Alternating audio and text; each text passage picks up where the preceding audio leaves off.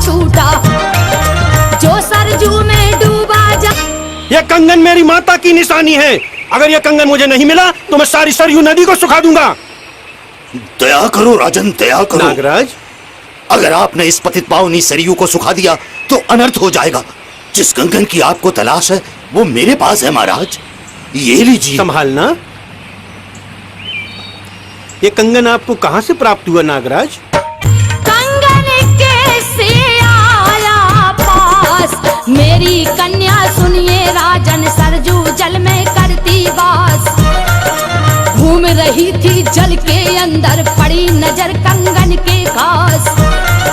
उठा ले गई नाग लोक को राजन, सुनो मान विश्वास। महाप्रलय के डर के कारण मैं कंगन ले आया पास।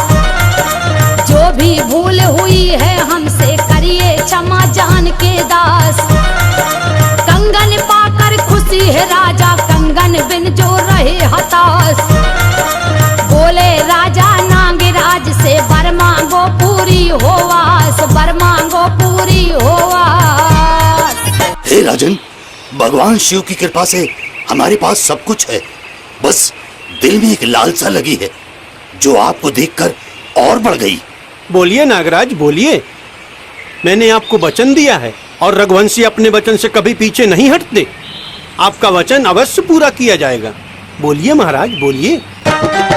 नागराज फिर कुछ राजा से बोले, दिल में धीरज धार। मेरी है एक नाग कन्या, जिसको कर लीजिए स्वीकार। पति रूप में आपको पाकर उसका हो जाए उद्धार। सुन के बातें नागराज की राजन मन में करे विचार। अगर करी ना पूरी इच्छा तो फिर हंसी करे संसार। राजा बोले नागराज से, मैं विवाह को हूँ तैयार। नाग कन्या को बुलवाया, संग नागों की चली कतार। अवधपुरी में बजे बधैया, हो रही जग में जय जयकार। अवधपुरी में बजे बधैया।